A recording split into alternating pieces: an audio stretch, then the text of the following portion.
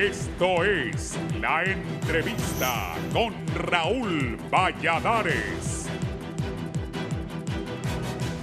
Después de los inusitados e históricos disturbios dentro y en los alrededores de la sede del Congreso de los Estados Unidos, el icónico Capitolio de Washington, por centenares de seguidores del presidente Donald Trump que no aceptan la derrota electoral, analistas nacionales no dejan de lado el mensaje del coordinador general de Libre, Manuel Zelaya, que advierte de posibles actos de violencia de no haber elecciones primarias el próximo 14 de marzo en el país. Parangón que establecen solo grados de polarización en ambas sociedades, una donde la primera potencia del mundo sufre una crisis institucional por constantes señalamientos de dudas en la transmisión del voto electrónico, que determinó la elección de Joe Biden de parte del presidente Trump, mientras Honduras no sale del atolladero de la crisis del 2009 y hoy va a nuevas elecciones con el mismo sistema de leyes y falencias en el nuevo como en el viejo censo electoral. La influencia con que la nación del norte gravita sobre la vida económica y política nacional es innegable, y las imágenes del caos en la capital estadounidense de las cadenas de televisión internacionales transmitieron un mal aliento al ya cargado contexto político preelectoral en Honduras. Incluso la prensa norteamericana ya habla de debilidad de la democracia y de los duros ataques al sistema electoral por parte del presidente Trump, aunque fue ese mismo que en noviembre de 2018 le dio el triunfo al magnate republicano. Las complicaciones en Honduras derivan de una represa de acontecimientos acumulados desde el 2009, con el golpe de Estado contra el presidente Manuel Zelaya, hoy coordinador general de Libre, y de 3 elecciones consecutivas en las que hubo señalamientos de fraude e inconstitucionalidad en el segundo mandato del gobernante actual por parte de Libre, de la otrora alianza de oposición contra la dictadura, de Innovación y Unidad y algunos sectores del Partido Liberal. En los 3 procesos anteriores, la Organización de Estados Americanos, Naciones Unidas y la Misión de Observación Electoral de la Unión Europea, entre otros observadores internacionales en elecciones generales, formularon observaciones para mejorar la calidad del proceso democrático hondureño, que no ha llegado a la práctica. Posteriormente, enviados especiales de la ONU como de la OEA acompañaron procesos de mediación del gobierno, instados por la presión en las calles, comunidad internacional y los reclamos de la oposición, de acuerdos políticos en la ley electoral, censo electoral y la forma de hacer campaña política. Hoy la ley electoral no avanza en la Cámara Legislativa, pues ante la mayoría oficialista se resiste en modificar la estructura de las mesas electorales, donde la captación de partidos pequeños hace causa común con el Partido Nacional el día de las elecciones, según ha denunciado la Coordinación de Libre. Como parangón trascienden audios que revelan malas prácticas en el Registro Nacional de las Personas por el comisionado Oscar Rivera, propuesto por Libre, que renunció al cargo desatando una serie de señalamientos, además de críticas al proceso de enrolamiento del proyecto Identifícate para el nuevo documento de identificación que el Registro Nacional de las Personas entregará a la ciudadanía, con miles de inconsistencias, entre estos 1.6 millones de traslados domiciliarios inconsultos que podrían afectar la integridad del nuevo censo electoral y el derecho al sufragio, según denuncia de la oposición. En este escenario en que el expresidente Zelaya aseveró el martes anterior que si no hay elecciones hay guerra civil, porque habrá derramamiento de sangre aquí en Honduras, porque no vamos a permitir que se clausure un proceso electoral que es lo único que se nos permite. Tiene que haber elecciones, si no puede haber un plan subalterno, dejó vislumbrar. Existen sectores minoritarios interesados para que no se desarrolle el proceso electoral en Honduras, y esto podría provocar una sublevación popular en todo el país, concluyó.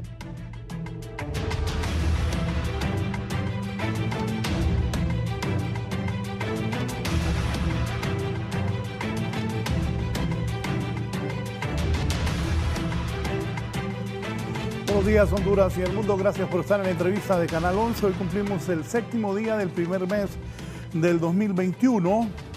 Ha habido una alarma mundial con lo que pasó ayer en los Estados Unidos, el Capitolio. Tenemos los titulares. La prensa hondureña hoy es lo que más destaca de lo ocurrido en Washington. Si me acercas eso, por favor. Gerson, gracias. En Washington dice Diario Tiempo, asalto al Capitolio. La democracia estadounidense está bajo un ataque sin precedentes, afirma Biden, luego de que ciudadanos inconformes entraron por la fuerza al edificio y causaron destrozos. El suceso dejó una persona muerta, fue una mujer la que murió. Eso titula Diario Tiempo. La prensa, Trump enciende caos, insurrección. Al grito de Trump ganó, miles de seguidores del mandatario irrumpieron ayer en el Capitolio tras desbordar la policía y provocar escenas de vandalismo. El caos se armó luego de que Trump pidiera a sus seguidores detener el fraude cuando el Congreso estaba reunido para certificar la victoria de Biden. Esto dice Diario La Prensa. Miren, esa fue el mero gringo ahí, ese de gorro. Dice Trump y su caos, titula El Heraldo. Violencia, partidarios violentos del presidente Trump asaltaron el Capitolio para evitar la oficialización de las elecciones de Joe Biden en un hecho insólito en la mayor democracia del mundo. Las autoridades convocadas por el mismo Trump a Washington reclamaron su triunfo y desplegaron vandalismo y anarquía. Una mujer es asesinada de un disparo en el Capitolio cuando esta mujer trataba de entrar donde estaban los congresistas. La Tribuna titula Asalto al Capitolio tras toma de Washington. Turbas a favor de Trump provocan disturbios. Biden: no son protestas, es insurrección. Bueno, esto nunca antes visto. Bueno, ahí los invitados nos dirán, pero esto nunca antes visto en los Estados Unidos. Sigamos. Diario El País, día gris para la democracia, caos en Washington. Me pregunto yo, y le voy a preguntar a los invitados en un momento, después de esto, ¿qué pueden decir de Latinoamérica? Otro más. Aquí dice la radio Voces, disturbios y violencia en el Capitolio, el fin de la era de Donald Trump. Twitter y Facebook bloquean cuentas de Trump por 24 horas. Bien. Y también aquí está Digital, dice, 4 muertos y 52 detenidos en el asalto de los seguidores de Trump al Capitolio de los Estados Unidos. Y una foto como en las películas, también como en las películas, cuando muere esa mujer, cuando trata de ingresar donde están los congresistas. Por ahí te mandé también lo que ha dicho el expresidente George W. Bush. 2 de mis invitados estuvieron en una reunión privada con el presidente Bush cuando José Manuel Zelaya Rosales era el presidente de la República de Honduras. Dice Vox Populi, Bush califica el asalto como algo propio de una república bananera. Me siento aludido porque como nosotros así nos tratan, que somos una república bananera. El expresidente de los Estados Unidos, George W. Bush, repito, 2 de mis invitados de esta mañana estuvieron con él en reuniones privadas. Uno presentó credenciales ante él como embajador en Washington y el otro como canciller de la República. El expresidente de los Estados Unidos, George W. Bush, ha calificado de enfermizo y desgarrador el asalto del Capitolio por parte de los afines al presidente Donald Trump y lo ha considerado propio de una república bananera. Estoy consternado por el comportamiento imprudente de algunos líderes políticos desde las elecciones y por la falta de respeto mostrado hoy por nuestras instituciones, nuestras tradiciones y nuestra aplicación de la ley, ha expresado el expresidente a través de un comunicado. Es una visión enfermiza y desgarradora. Así como los resultados de las elecciones se resuelven en una república bananera, no es nuestra democracia, ha señalado. Bueno, para que fije Bush que no solo en Honduras pasan estas cosas. El expresidente de la República, estamos hablando de George Bush, ha explicado que este violento asalto al Capitolio ha sido llevado a cabo por personas cuyas pasiones han sido inflamadas por falsedades y falsas esperanzas. Ahí le está tirando a Trump. Y ha lamentado que puede dañar la imagen y la reputación de los Estados Unidos. Ya se la dañó. En Estados Unidos es responsabilidad fundamental de cada ciudadano patriota defender el orden y la ley. Para aquellos descontentos con los resultados de las elecciones, nuestro país es más importante que los políticos de cada momento, aseveró el expresidente George Bush. Dejemos que los funcionarios electos cumplan sus responsabilidades y representen nuestras voces en paz y seguridad, ha concluido George W. Bush. De inmediato voy a saludar al ex canciller de la República y expresidente de la Comisión de Banca y Seguro, el abogado Milton Jiménez Puerto. Abogado Milton Jiménez, buenos días, un gusto saludarle. Buenos días, Raúl, buenos días a nuestros compañeros de panel en esta ocasión, a Hugo Noé Pino y a Germán Estelar, ambos amigos y personas de reconocido prestigio y trayectoria en el país, y que, bueno, por supuesto, esperamos poder contribuir dando nuestra pequeña opinión con relación a estos acontecimientos que han sacudido al mundo en general y que de alguna manera han sido un acicate para la democracia a nivel mundial, que tenemos que extraer los latinoamericanos y particularmente los hondureños, las lecciones que de ahí se derivan en los sentidos positivos y negativos que consideremos pertinentes. Así que es un gusto compartir en este prestigiado foro con ustedes, Raúl. Gracias al ex canciller Milton Jiménez Puerto, a quien saludamos. También el doctor Hugo Noé Pino, ex embajador de Honduras en Washington, ex presidente del Banco Central de nuestro país, ex ministro de Finanzas, actualmente también de las autoridades de la Universidad UNITEC. Doctor Hugo Noé Pino, buenos días.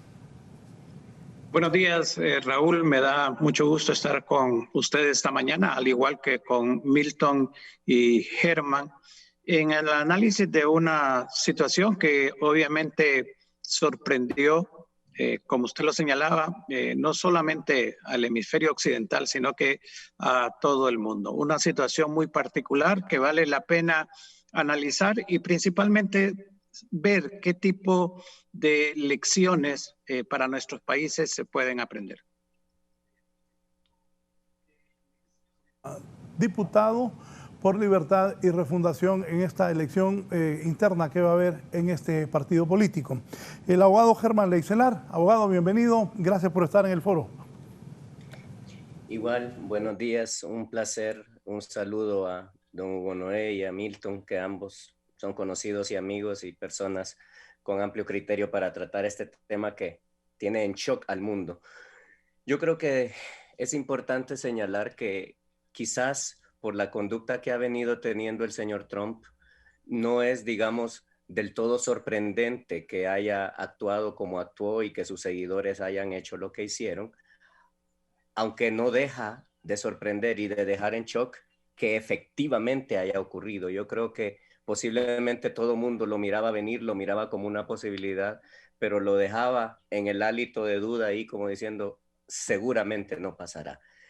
Comentábamos antes de iniciar con los compañeros de panel que es sorprendente y que es algo que hay que seguir con mucho cuidado porque es un tema que tiene implicaciones inmensas, es un tema sumamente complejo porque lo que representa a Estados Unidos para la democracia en el mundo occidental es una cosa tan grande que pase lo que pase, nos guste o no nos guste, arrastra a todas las democracias del mundo occidental en la dirección que esto tome, ya sea que flote o que se hunda, con lo cual es muy importante dar seguimiento y quisiera solamente cerrar esto con un comentario no negativo, aunque sí real. La democracia, amigos, y cualquiera de las muestras que tenemos a lo largo del planeta, tristemente es una de las construcciones políticas más débiles que existe. No en el sentido de que tenga que caer o que sea fácil de votar, pero en el sentido de que es una estructura política que debe ser defendida, alimentada y fortalecida todos los días. Y eso creo que es el punto esencial de todo lo que está ocurriendo en Estados Unidos y ya comentaremos más al respecto. Sí, iniciemos. ¿Qué comentarios tienen? Vamos con las reacciones de los principales líderes mundiales ante los actos violentos ocasionados ayer en Washington, que ha dejado, pues como bien dicen los invitados, sorprendidos a todo el mundo. Canciller Jiménez Puerto, ¿se esperaba esto?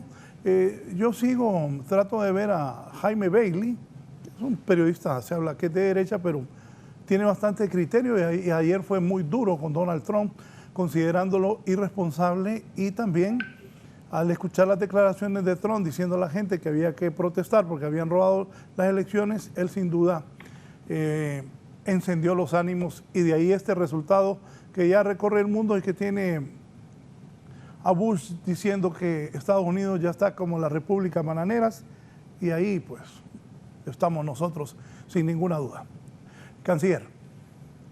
Bueno, muy bien. Yo creo que lo que ha acontecido en Estados Unidos no se puede ver exclusivamente en función de los hechos del día de ayer. Es decir, es evidente que hay profundas contradicciones en la sociedad estadounidense.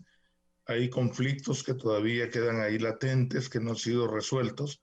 No creo que haya ninguna democracia en el mundo que haya resuelto realmente sus problemas. La democracia es un sistema perfectible, tal y como lo somos los seres humanos, pero uno sin duda alguna tiene que adentrarse en la historia de Estados Unidos para comprender cómo cuando se dan este tipo de líderes mesiánicos, como es el caso de Trump, y que en muchas ocasiones recuerdo que incluso con Noé, cuando estaban totalmente involucrados en el proceso electoral que llevó al presidente Trump al poder, hicimos algunas observaciones con relación a su conducta y a lo peligroso de esa conducta, no solo para el mundo, sino que también para nosotros y por supuesto para los Estados Unidos de América. Y hoy, pues, y claro está, muchísimos analistas en el mundo y en Estados Unidos sobre todo hicieron señalamientos, analistas de gran peso, de esos riesgos. Yo creo que lo que Trump ha hecho es exacerbar esas pasiones que están latentes en la sociedad estadounidense.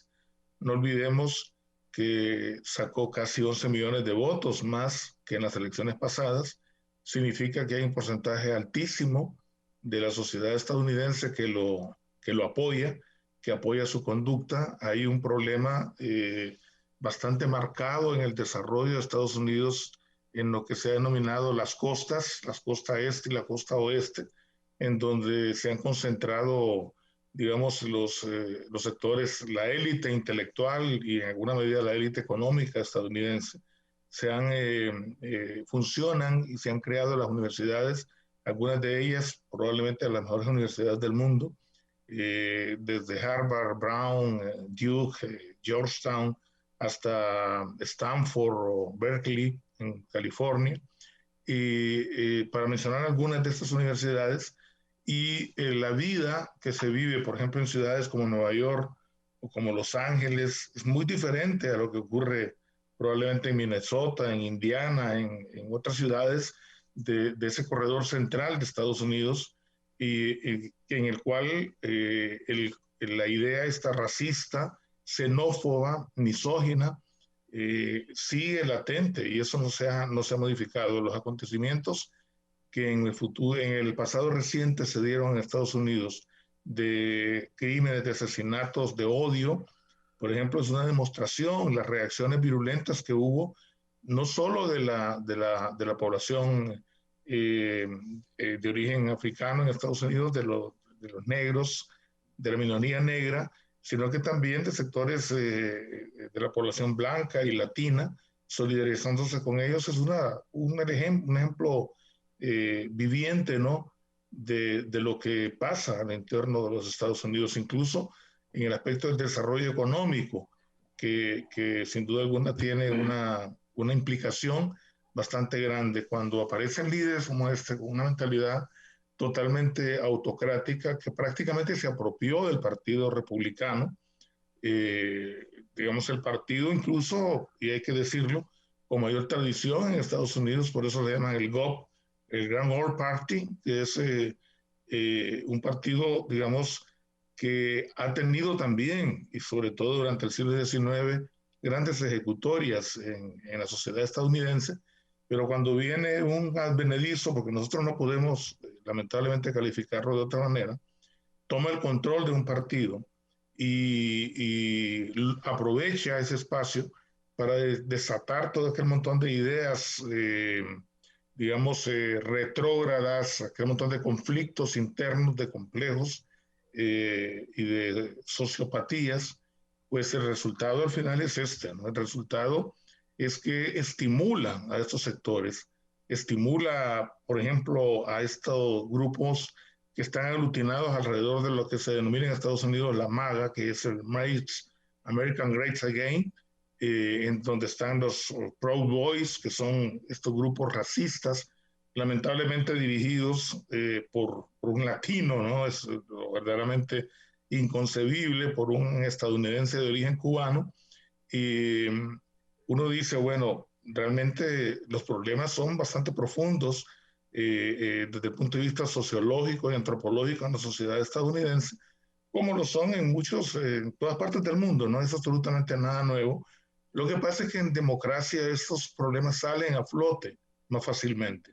Eso es lo que ha acontecido en alguna medida con alguien que a toda costa quería perpetuarse en el poder, muy a pesar de la enorme voluntad del pueblo estadounidense, porque si bien es cierto, sacó esa gran cantidad de votos, no olvidemos que en el voto popular casi 8 millones de personas votaron en su contra, y no digamos en el colegio electoral, en donde de los 538 votos, 306 votos fueron a favor del presidente electo Biden. Además de lo que aconteció en estados en los que tenía ya más de 30 años, como Georgia, por ejemplo, de no ganar, digamos, el Partido Demócrata, en estados en los que se esperaba un resultado contundente a favor de Trump, por cierta tradición reciente, como Arizona, por ejemplo.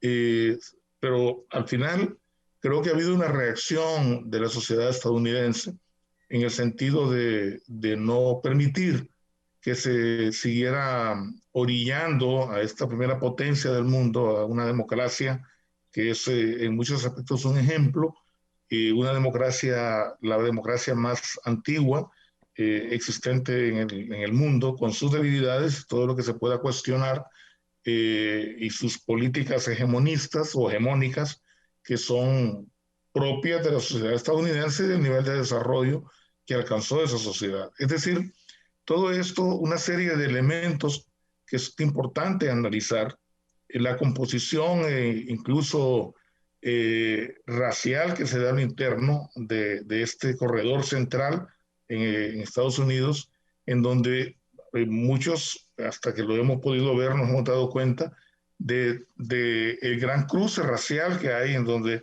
se ha negado, por ejemplo, la presencia de la población indígena y la influencia que hay racial de los pueblos que antes se sacaban en películas del oeste como los bandoleros, pero los pueblos apaches, los pueblos sioux, los indios pueblos, los cheyenne, los comanches, todos están presentes en la sociedad estadounidense. Y es más, uno puede ver alguna de esta gente con apariencia absolutamente, digamos, anglosajona, pero al hablar, al preguntar, al consultar con muchos de ellos, me ha tocado, se da cuenta de que tienen un origen, que tienen un abuelo, por ejemplo, Sioux, que tienen un abuelo apache, ¿no? Todos estos elementos, a pesar de que se han escondido, y igualmente ocurre con la mezcla racial con la población negra, que fue durante varios siglos, y el siglo XIX específicamente, tantas violaciones masivas de hacendados. Por eso esa composición de mulatos que hay en Estados Unidos bastante grande y muy fuerte, y que, digamos, han sido en cierta medida orillados hacia una especie de gueto que está ahí presente, y por supuesto el estigma terrible de la esclavitud que todavía ahora está latente en la sociedad estadounidense, y que hay actos, han habido históricamente actos de violencia, los de Ku Klux Klan, para mencionar algunos, y algunos de los líderes políticos estadounidenses que siguen reivindicando banderas como la de la Confederación, que se supone que había sido superado desde la guerra civil estadounidense en la segunda mitad del siglo XIX, y que sin embargo, por ejemplo, un aspecto tan elemental como el hecho de que muchos de los estados, de las capitales de los estados del sur de Estados Unidos, todavía siguen enarbolando la bandera de la Confederación, eso solamente demuestra de que ese tema no está verdaderamente resuelto. Entonces, lo que tenemos ahora con el caso del presidente Trump y de la reacción de esta gente, porque uno se pregunta cuántos de estos habrán alrededor de Estados Unidos, cuántos racistas hay y cuántos xenófobos hay en otras sociedades también desarrolladas, que no es un fenómeno exclusivo de Estados Unidos, que tuvieron el valor de invadir el Capitolio y de mostrarse violentos y digamos, incluso llegar a la desfachatez de sentarse en la silla del speaker del Senado, de la presidenta Pelosi, de la Cámara Baja. Todo eso nos da una demostración en concreto de que el problema es un problema mucho más profundo, que tuvo una solución inmediata en horas de la madrugada, pero que seguramente estará latente en los próximos años de la historia que sucederá en Estados Unidos de América. Doctor Pino, usted como ex embajador de Honduras ante el pueblo y gobierno de los Estados Unidos, ¿qué consideraciones tiene de lo que ha ocurrido? Aquí otro de los que estuvo ahí en esa reunión con George Bush se comunica conmigo, lo saludamos hasta el norte del país, que Bush ha dicho que lo ocurrido es propio de pueblos bananeros, y repito, nos incluye a nosotros porque como siempre lo han hecho a lo largo de la historia, pero ahora les tocó a los norteamericanos. Doctor Hugo Noé Pino. Sí, Raúl, yo recuerdo que en noviembre del 2016, al día siguiente de las elecciones que le dieron el triunfo a Donald Trump en Estados Unidos, fui invitado a participar en un programa de televisión similar a este, Raúl, y una de las frases que yo expresé en ese momento era que Donald Trump iba a poner a prueba la institucionalidad de Estados Unidos. Y realmente no me equivoqué. Y eso es lo que ha sucedido en el transcurso de 4 años. Lo que hemos visto el día de ayer es el producto de toda una serie de actividades y de actitudes de parte de Trump con relación a la institucionalidad del país. Por ejemplo, la crítica a los jueces realmente abierta y clara, la crítica a inclusive los despidos del caso de el fiscal general de los Estados Unidos cuando no estaba de acuerdo con sus posiciones. Todo esto hablaba de un irrespeto a la ley, de un irrespeto a la institucionalidad, que lo llevó hasta un proceso de juicio político, impeachment, como se le denomina en inglés. Entonces, Trump había avisado desde antes, porque hay que tomar en cuenta varios factores. A mí no me queda la menor duda que si no se hubiese dado la pandemia, Trump hubiese sido reelecto. No me queda la menor duda. La pandemia es lo que vino, y la actitud de él ante la pandemia fue lo que vino realmente a cortar muchas de sus aspiraciones. Y para mediados del 2020, Trump ya sabía que iba a perder las elecciones.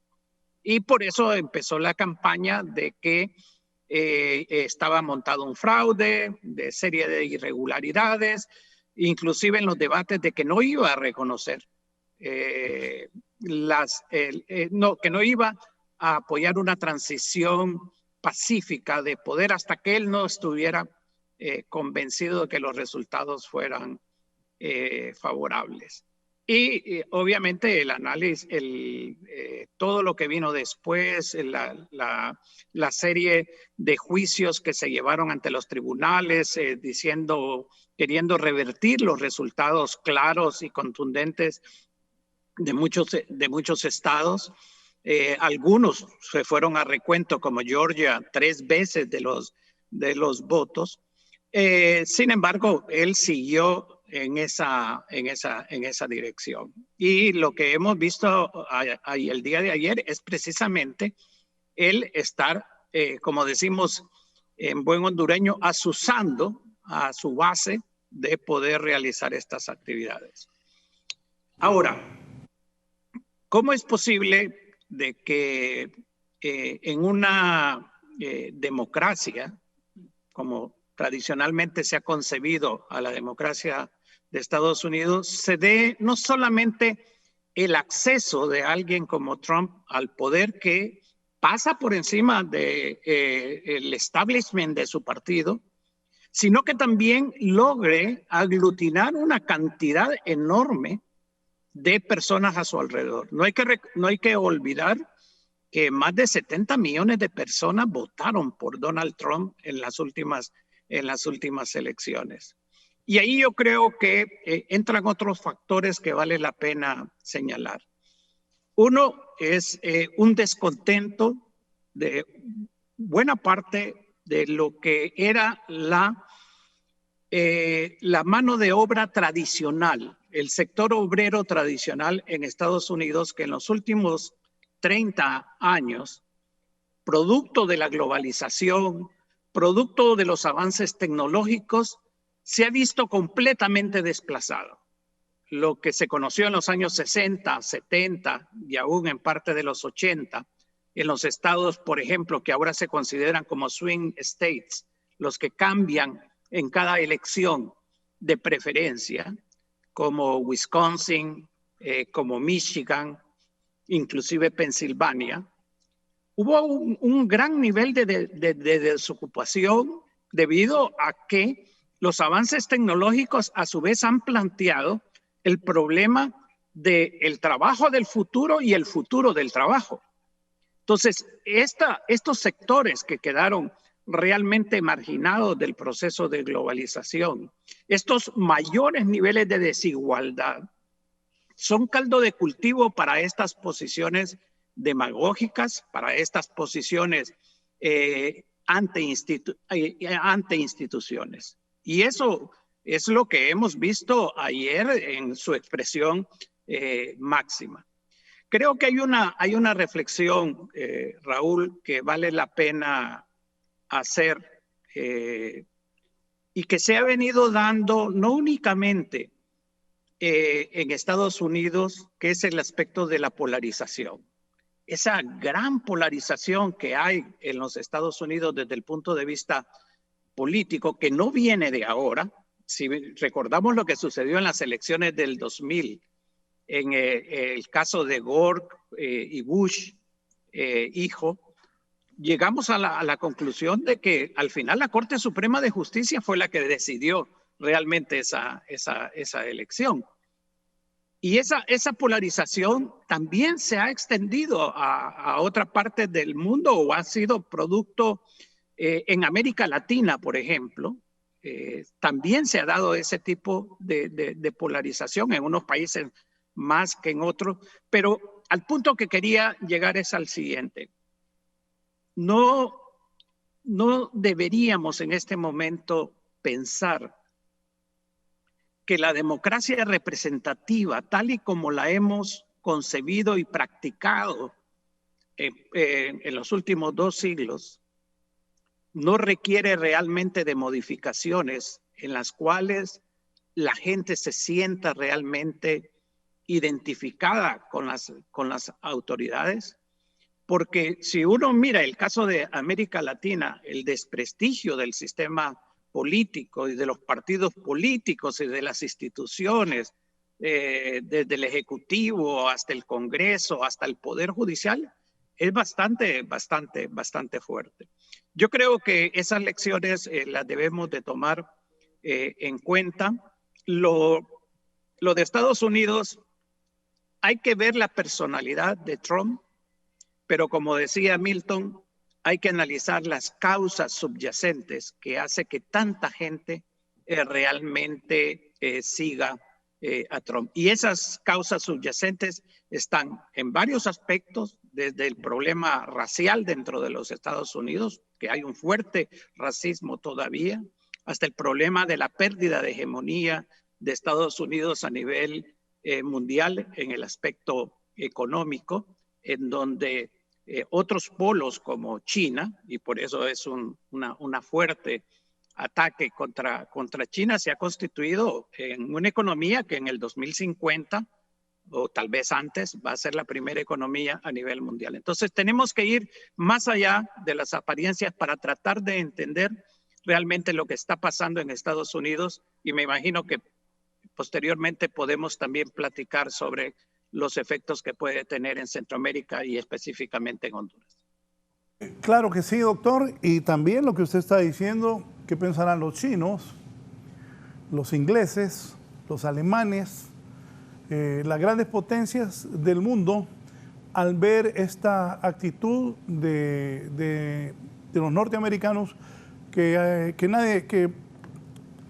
había dudas de la actitud de Trump, de que si Trump va a llegar a entregar el poder o no va a llegar, pero ayer demostró que no va a llegar y sin duda él echó gasolina a la gente para que fuera a protestar. Eso nadie puede desconocer. El discurso de él fue bastante incendiario y como decía Milton, los gringos, porque así le decimos nosotros aquí en Honduras a los norteamericanos, los gringos indios, son cheles y todo, pero sus descendencias, y también hay mucha gente campesina, mucha gente que tiene quizás educación escolar en Estados Unidos, que son millones de seguidores de Donald Trump. De hecho, él levantó su votación. Pero ¿qué piensa el abogado Germán Leicelar? Germán. Bien, pues totalmente de acuerdo con las expresiones de Milton y de Hugo Noé. Y para darle seguimiento a lo último que decía Hugo, pues yo creo que es bien importante decir que siento que la democracia a nivel del mundo entero está en deuda con las personas. Siento, Noé, que en relación a lo que señalaba de por qué llega un personaje como Trump, yo creo que no es el primer personaje que llega. Tenemos personajes en varias zonas y en varias geografías del mundo donde aparentemente el desencanto de la gente, de la ciudadanía, de los pueblos en general, cansados de la falta de soluciones, optan de repente por la persona que más grita, que más arrastra, que más empuje parece tener, aunque quizás no tenga el basamento político que deba tener para ser un líder. Sin embargo, siento que ese es un elemento bien importante. Por otro lado, creo que es sumamente valioso valorar que desde la perspectiva de los estadounidenses se necesita conocer muy claramente qué es lo que está sucediendo dentro del país.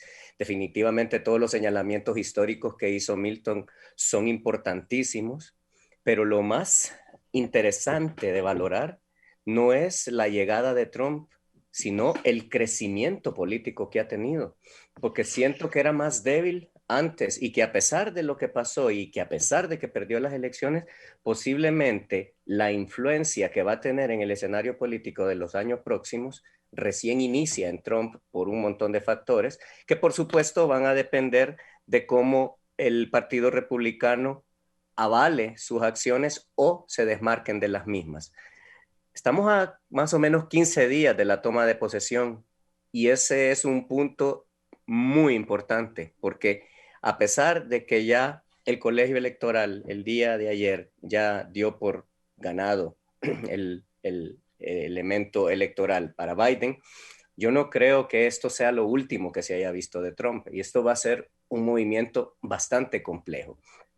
Por otro lado, yo quisiera señalar que es muy importante decir que esto es una realidad que se ha venido construyendo dentro de los Estados Unidos por muchos años y es una realidad que ahora los americanos tienen que vivir, les guste o no, porque al final, vuelvo a reiterar, lo importante es lo que dijo Hugo Noé, Trump tiene más de 70 millones de votos.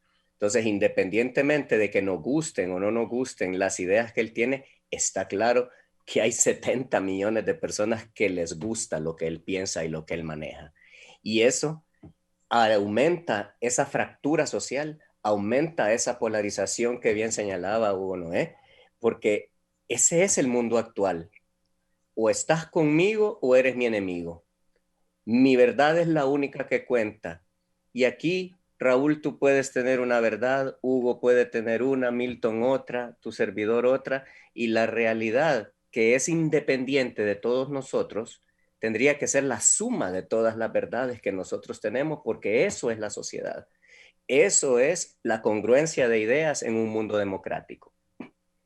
Al final creo que es muy importante, mire qué ironía, ¿eh? Después de que se habló de golpes de Estado, de elecciones corruptas, hoy estamos ante algo que a mi criterio, de manera muy modesta, porque el Estado en los Estados Unidos funciona de una manera muy sólida, porque institucionalmente, a pesar de que están en una crisis, tienen una solidez de años y todo un desarrollo democrático, pero no sé si ustedes comparten, compañeros, pero a mí me parece que esto fue un intento de golpe de Estado muy sutil, posiblemente, ¿eh?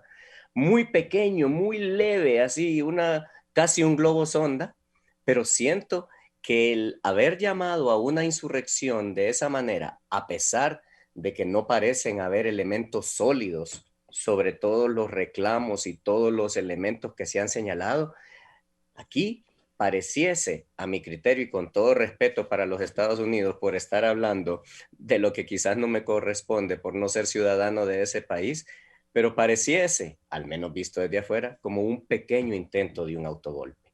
Entonces, creo que es muy importante que valoremos qué tantas interpretaciones se le pueden dar a esta irrupción de los seguidores de Trump a lo que es el Capitolio, la sede del Senado, que es el lugar en donde se estaba manejando.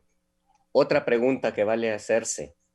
Este era un tema anunciado porque Trump lo había dicho desde hace varios días y con una policía tan preparada, con todos los elementos que Estados Unidos tiene de seguridad, me llama poderosamente la atención dónde estaba la policía, dónde estaban los elementos de seguridad en un país cuyo funcionamiento de seguridad en términos generales cambió radicalmente desde el evento de las Torres Gemelas. ¿Ah? Es muy llamativo a mi criterio que a pesar de que esto era un evento anunciado, no haya habido un despliegue de seguridad más fuerte alrededor de esto, además sabiendo cuál era la actitud de los seguidores de Trump y la actitud de Trump mismo. Entonces, pareciese que de alguna manera hay fuerzas de alguna manera oscuras, por llamarles de algún modo, que están apostando a generar esa crisis, a generar ese caos, a generar esa disrupción social con intereses que posiblemente no tenga yo muy claros, porque como decíamos al inicio, es un tema muy, muy profundo. Sin embargo, es muy importante definir qué va a hacer el Partido Republicano. Yo creo que es importante que a lo largo de este día, ya con una declaración de Biden como ganador y con algunas reacciones del Partido Republicano, que se vea cómo a nivel institucional el Partido Republicano va a reaccionar alrededor de estas cosas para definir un poco lo que va a ser el papel de Trump en los próximos años. Vale la pena preguntarse, ¿qué está pasando en Estados Unidos? ¿Es una revolución interna? ¿Es, como decía yo, un mini golpe de Estado? ¿Es una mera insurrección? ¿Es simplemente una imposición de esos valores polarizados que se están dando a lo largo y ancho de todo el planeta? ¿Ah? Siguiente pregunta. ¿Qué van a hacer los líderes latinoamericanos? Porque el ejemplo, de alguna manera, que Estados Unidos siempre ha representado, define de alguna forma, de manera bastante amplia, la forma en que los distintos líderes, sean de izquierda, sean de derecha, sean neutrales, todos los líderes funcionan y se manejan alrededor de lo que está pasando dentro de Estados Unidos. Entonces, es importante manejar criterios al respecto de eso, lo que va a pasar. Yo creo que es claro que la democracia en Estados Unidos no va a morir por este acto aislado que se ha dado el día de ayer, va a sobrevivir a este golpe que ha tenido, pero creo que es muy importante estar valorando lo que va a pasar día a día, porque la democracia del país más emblemático respecto a dicha palabra en el mundo está en una crisis institucional, en una crisis social, en una crisis política. Y hago una reflexión final, ¿va? ¿Cuáles son los mecanismos que tiene Estados Unidos para resolver esta crisis política? Ayer ya se habló de nuevas enmiendas incluso. Creo que se habló de hablar de la enmienda 25 porque estaba el tema de la renuncia del vicepresidente. O sea, Estados Unidos es un país que tiene una constitución de larguísimos años que no ha sido modificada, a diferencia de la nuestra, ¿va? Que creo que llevamos 21 versiones. Ellos se mantienen fieles a la constitución original y simplemente hacen una enmienda en base a lo que se necesita. La pregunta es, ¿va a generar esto realmente enmiendas? Porque se ha generado una apertura de un ámbito político y un escenario que jamás antes se había visto. Esas son preguntas que solo los americanos se pueden responder, ¿verdad? Ahora, dice Trump que él iba a aceptar la elección una vez que el Senado se pronunciara. Sin embargo, hizo un intento de que el Senado no lo hiciera. Ahora que se pronunció, me pregunto si él va efectivamente a aceptar o va a seguir intentando desestabilizar el proceso. Ver a el expresidente George W. Bush diciendo con dolor que le parece que esto es una elección de una república bananera, no lo tomo con ofensa, ¿verdad? Se nos ha mencionado así por mucho tiempo, pero es increíble porque, como decíamos previo a cámaras con los amigos con los que comparecemos hoy, estamos viendo un evento que jamás en la vida pensé íbamos a ver. Entonces, ¿qué es lo que quiero concluir? Creo que Trump nunca va a aceptar su derrota. Creo que él va a seguir teniendo una incidencia importantísima en el escenario político de Estados Unidos. Si no ocurren cosas muy importantes dentro de la estructura política del país y dentro del Partido Republicano, creo que posiblemente la fortaleza de Trump y toda la problemática que Trump va a generar respecto a la elección recién comienza.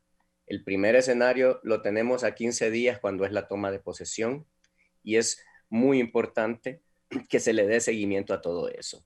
Y por último, quiero señalar esto que creo que no es menos importante. Ayer hacíamos este señalamiento y hacíamos la reflexión. Estados Unidos es un país que funciona mucho alrededor de símbolos. El simbolismo para el pueblo americano es un elemento fundamental. Quizás las generaciones nuevas que tienen menos conocimiento de algunas cosas por la forma en que funciona el mundo, no conocen a David Crockett, pero conocen el águila americana, conocen el simbolismo que el ejército tiene para los Estados Unidos, conocen lo que pesa la Estatua de la Libertad, y son ídolos, ¿verdad? Son símbolos simples, pero el pueblo americano cree, se mueve y gira alrededor de esos símbolos.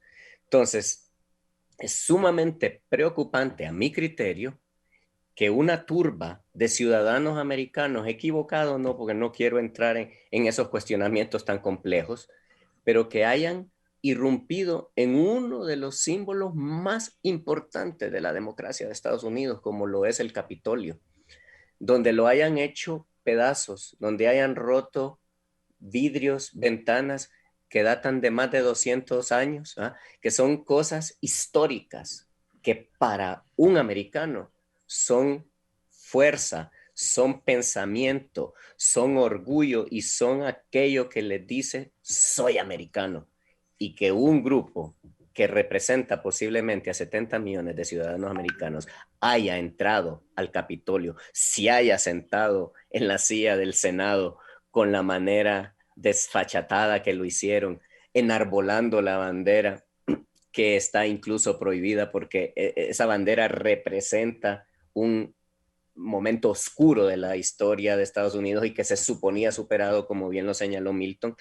Yo creo que es un punto que abre puertas para análisis que son infinitos y que creo que vale la pena poner sobre la mesa.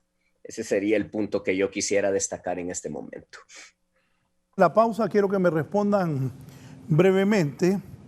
Bueno, también hay que destacar que ayer murió una mujer ahí.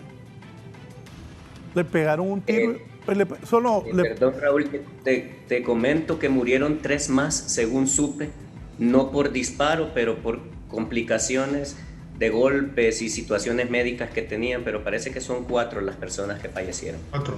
Sí, bueno, 4, pero y lo impactante en ese momento, y obviamente 4 muertes para Estados Unidos es una enorme tragedia, como en cualquier parte del mundo, pero la muerte de la mujer impactante ahí, transmitida por la televisión. Segundo, yo creo que Trump ya no tiene marcha atrás. No sé qué piensan ustedes. Trump no va a ir a entregarle el poder a Biden. Y luego, ¿qué me dicen? ¿Qué está pensando? Que lo mencionó Germán ahí.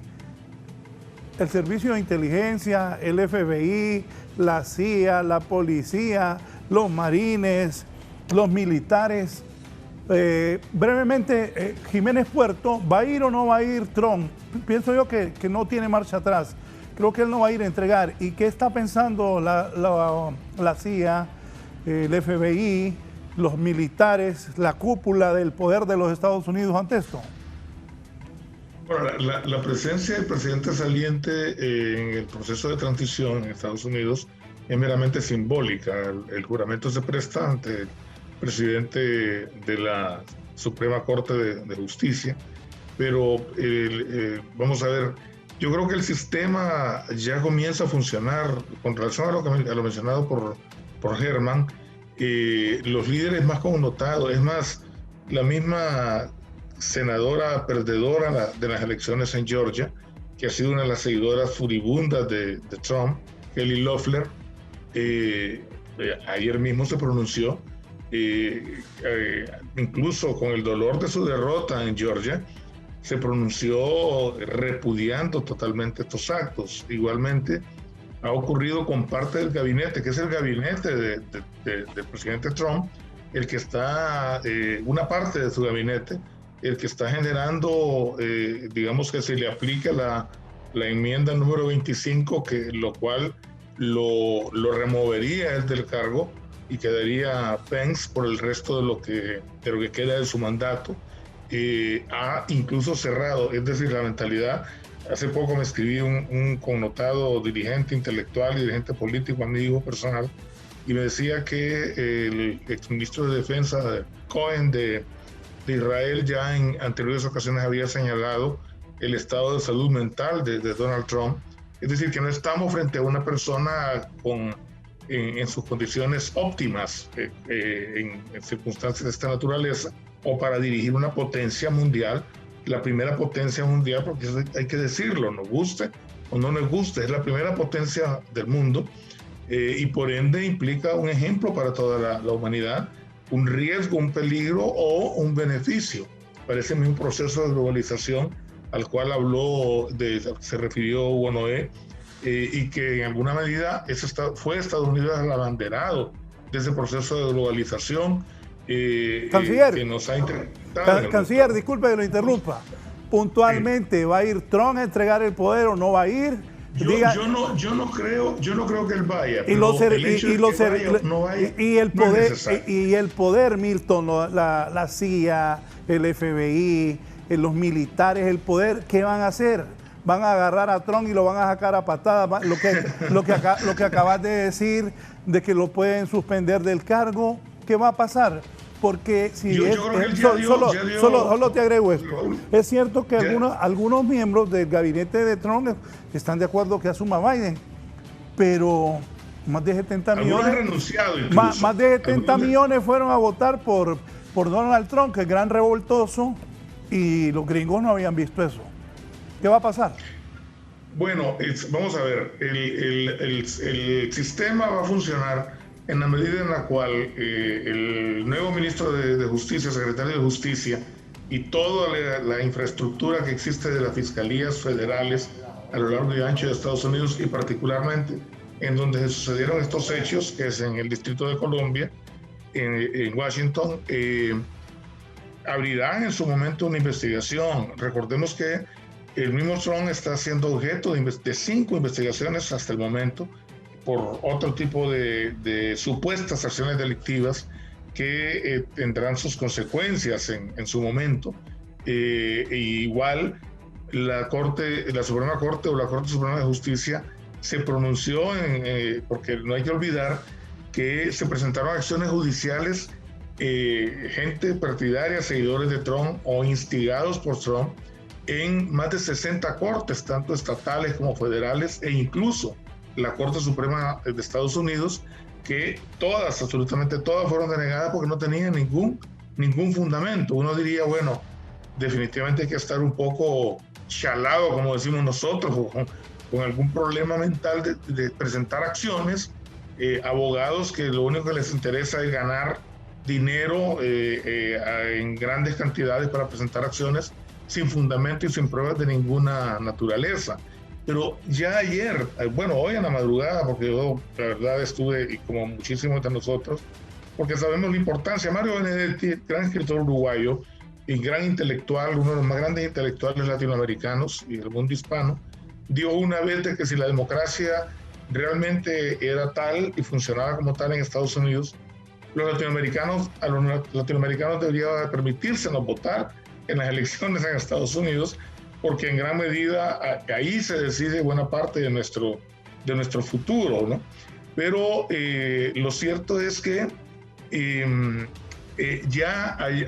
hoy en la madrugada hubo ciertos pronunciamientos de Trump en los que evidentemente está dando marcha atrás. Desde ayer, incluso cuando se estaban dando estos hechos, recuerdo que Ivanka Trump, por ejemplo, puso un Twitter en la que a los manifestantes violentos les llamó patriotas. Luego lo borró inmediatamente, pero eso ya había circulado por el mundo. Trump ya ha dado gradualmente marcha atrás. Lo que mencionaba Germán, ¿por qué no había actuado, por ejemplo, la Guardia Nacional?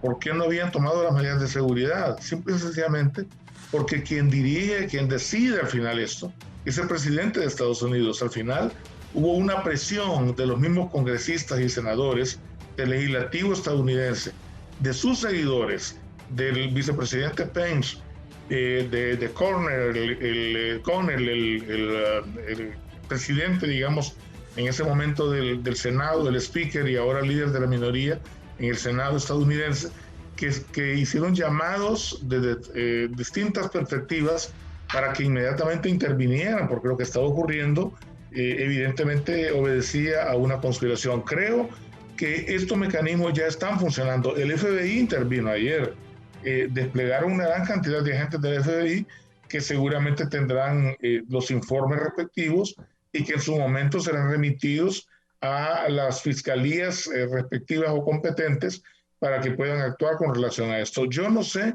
hasta qué punto Trump vaya a seguir bregando. Es decir, él tiene millones y millones de seguidores, más que él su discurso en Estados Unidos. Lo señaló adecuadamente y correctamente Hugo Noé. Hay un problema ahí económico profundo que generó que estados incluso tradicionalmente demócratas como Pensilvania en el pasado o Michigan hayan votado en las elecciones pasadas a favor de Trump por el nivel de desempleo. La industria automovilística estadounidense sufre una crisis profunda y estuvo históricamente concentrada en Detroit, en Michigan, y todo esto genera estas reacciones, estas pasiones que uno no puede desconocer. Yo sí creo que el sistema en Estados Unidos ya está funcionando. Creo que el denominado establishment, los mismos republicanos, el partido republicano, no se va a hundir con Trump. Va a haber, por supuesto, una lucha de poder interna, pero al final creo que se va a imponer, digamos, el peso específico de un partido importante, fundamental en la democracia estadounidense, como lo es el Partido Republicano, y a lo mejor habrán acciones judiciales, no sé exactamente, pero lo que ha ocurrido, por ejemplo, de Trump en contra de Pence, que es elegido igualmente en las mismas elecciones que eligieron a Trump, el pueblo estadounidense eligió a Pence. Es decir, no es que Trump impuso a Pence ni mucho menos. Es decir, él es producto de la democracia estadounidense y por lo tanto merecía y merece todo el respeto que lamentablemente Trump no le manifestó ni a él ni a muchísimas otras instituciones y personalidades del sistema estadounidense. Sí, me gustaría agregar, Raúl, que la presencia de Trump en la toma de posesión de Biden, como decía Milton, es simbólica. Además, yo no descartaría, como ha sido anunciado, una toma de posesión virtual de Trump. Él nunca va a reconocer realmente claramente la victoria de Biden. Siempre va a estar estableciendo o señalando de que hubo el fraude electoral. Doctor, solo lo interrumpo diciéndole, yo sé que es algo, pero todos los últimos presidentes de los Estados Unidos que salen han ido a entregar el poder. Y de acuerdo con usted, Trump ya no se puede echar para atrás e ir a entregar el poder, todo lo contrario. Disculpe, adelante, por favor. No, lo que quería resaltar es que en lo que sí difiero yo es que va a haber y va a seguir habiendo un trumpismo en el futuro con Trump o sin Trump. Trump lo que hizo fue aprovechar, digamos, aquella parte que uno pudiera señalar como las más oscuras de los sentimientos de los norteamericanos.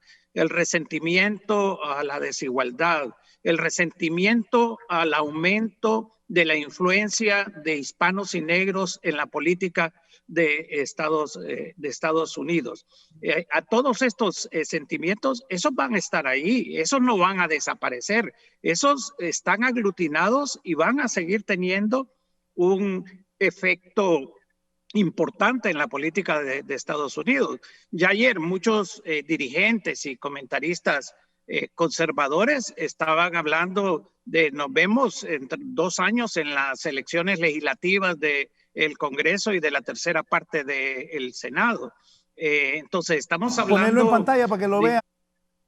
Ponerles esto en pantalla. ¿Perdón? Sí, voy a ponerles esto en pantalla para que lo comenten también. Casi 100 congresistas demócratas apoyan la destitución de Trump. Si lo pones, Eddie, para que lo puedan ver.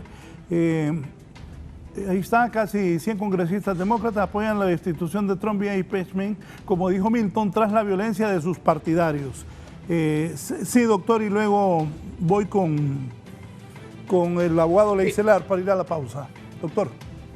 Creo que sobre eso, Raúl, está bien como amenaza y para tratar de disminuir estas posiciones que ha adoptado Trump.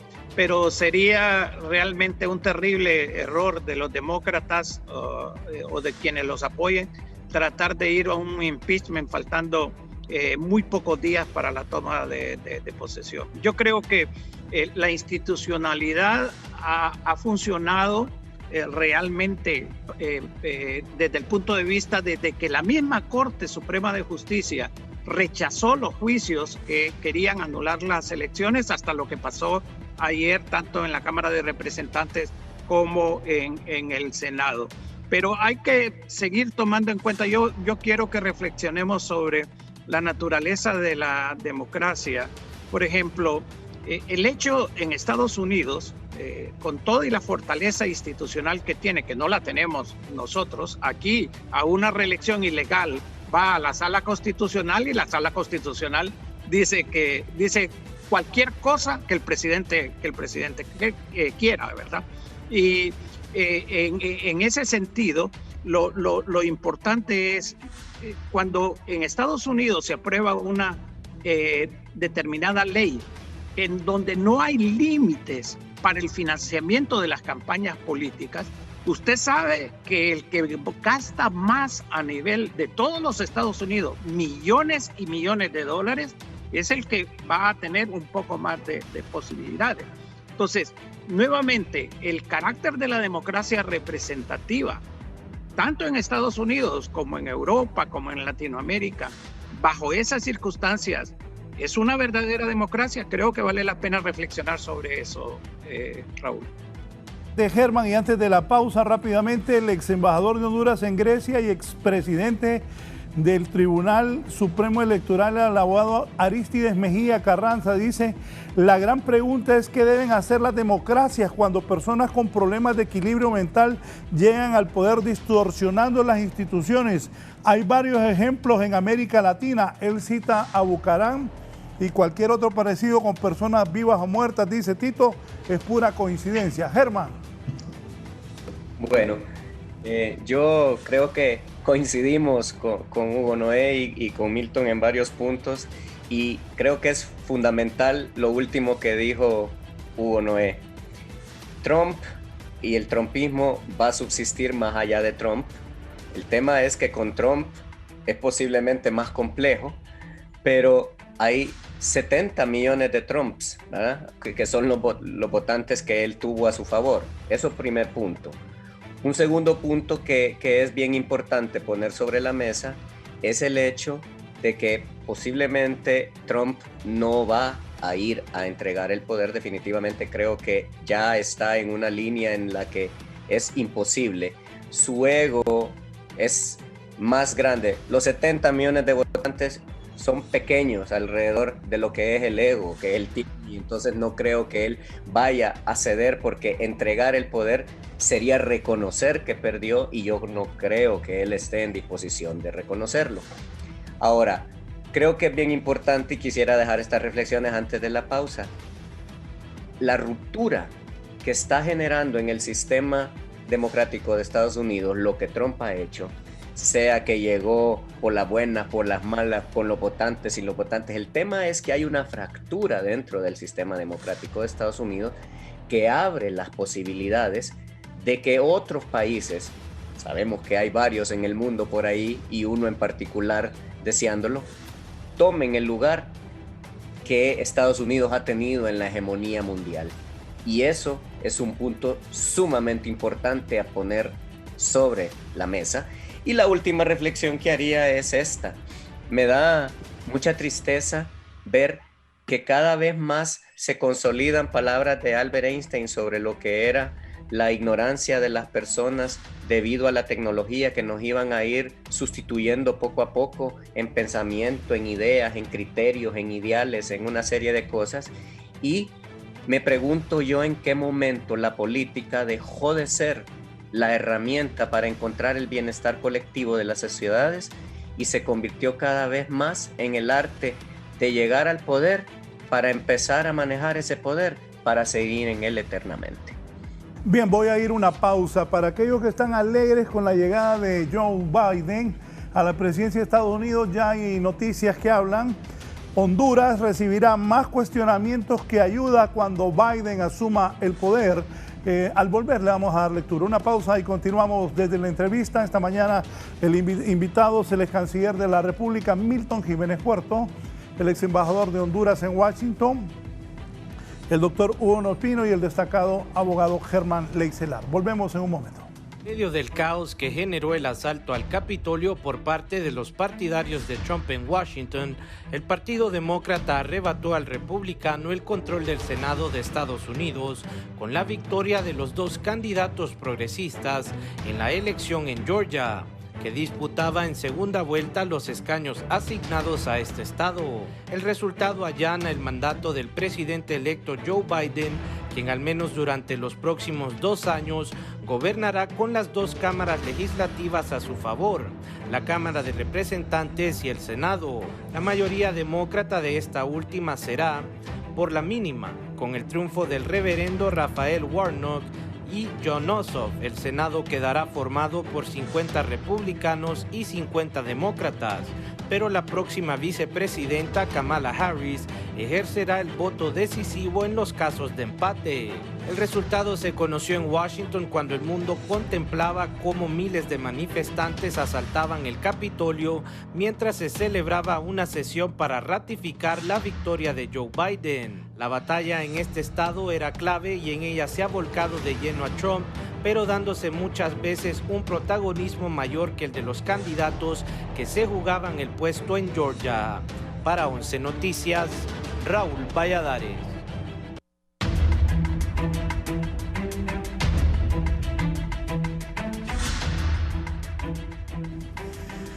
Bien, saludo a mi amigo Ricardo Romero. Me dice Ricardo, es el dueño de la destacada y respetada encuestadora Le Vogue acá en Honduras. 20% de los americanos apoya lo ocurrido ayer en el Congreso, asalto violento de manifestantes. El 80% está en contra, me dice Ricardo Romero. Por aquí también me escribió el abogado Chactur, dice: buenos días, un saludo a esos 3 notables panelistas. El karma es cosa seria. Este presidente Trump que a través de su encargada de negocios en Honduras validó el fraude de Juan Orlando Hernández en el país, ahora pretende continuar en el poder, precisamente alegando fraude contra él. En Estados Unidos sí hay una institucionalidad fuerte y funciona. Desgraciadamente en Honduras no, donde los funcionarios, llámese Corte Suprema, Fuerzas Armadas, fácilmente se doblegan ante el Ejecutivo. Saludos a todos, Carlos Chactur. Pero, ¿qué dicen ya de Biden? Y pasemos, como dice, y a nosotros los hondureños, ¿qué nos toca? Honduras recibirá más cuestionamientos que ayuda cuando Biden asuma el poder. Al menos en el primero de los 4 años de gobierno, cuando Joe Biden sea juramentado como presidente de Estados Unidos, a Honduras le esperan más cuestionamientos que ayuda, aseguran los analistas.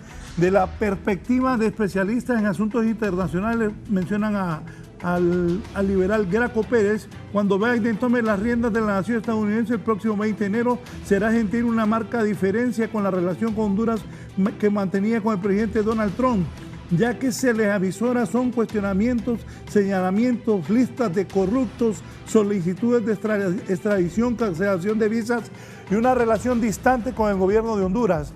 Recuerdo suficiente, hace poco, el lunes, si no me equivoco, transmití que vino un avión con 120 deportados. Se habla de que una nueva caravana de Honduras hacia los Estados Unidos. La gente no entiende que el doctor Yamatei en Guatemala y López Obrador en México han puesto grandes trabas y es muy difícil. Pero, ¿qué le toca a Honduras, doctor Hugo Noé Pino? Creo que deberíamos de remontarnos a la experiencia reciente, Raúl, en el sentido de lo que Biden dirigió para los países del norte de Centroamérica, denominada la Alianza para la Prosperidad. En la Alianza para la Prosperidad se habló con mucho entusiasmo de 750 millones para los 3 países, y en el análisis a mí me tocó hacer una pequeña investigación que publicamos aún en los Estados Unidos en un libro en inglés, y nos dimos cuenta de que las cantidades de apoyo que llegaron realmente a Honduras fueron mínimas, realmente. Luego vino la iniciativa de Trump de América Crece, también con recursos sumamente limitados. Biden ha planteado ahora para los países del norte un promedio de 4.000 millones de dólares, un total, mejor dicho, de 4.000 millones de dólares en 4 años. Esto equivaldría a 1.000 millones por año, que en 3 países estaría más o menos 330, 350 millones de dólares.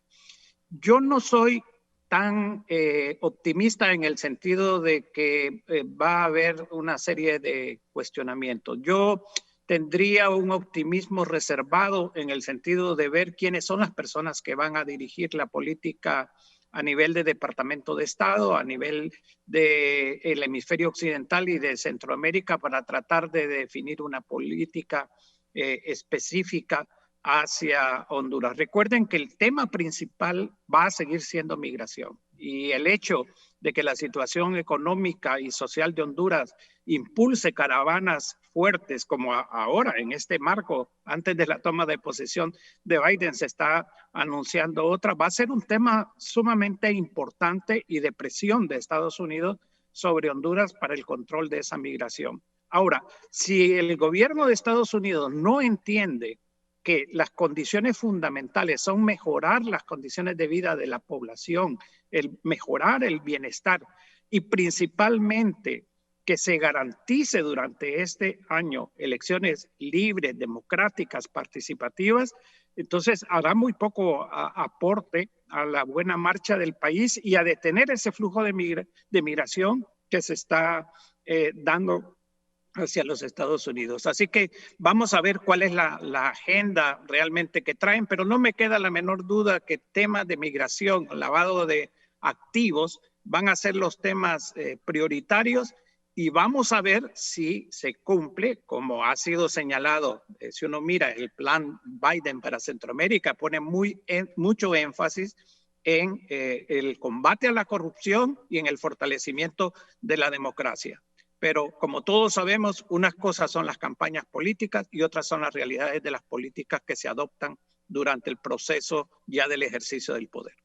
Dice Ricardo Romero, los pueblos deben tener cuidado de los gobernantes que eligen, y yo les digo, ¿cómo sería Salvador Narrala de presidente? Así le contesté, porque tiene gran chance también Salvador Narrala, aquí no nos engañemos. Narrala es otro de los que va a estar en el pleito aquí en Honduras.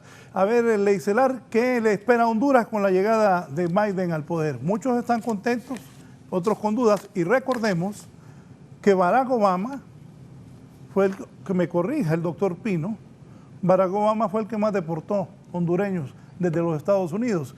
Germán. Sí, definitivamente, Raúl.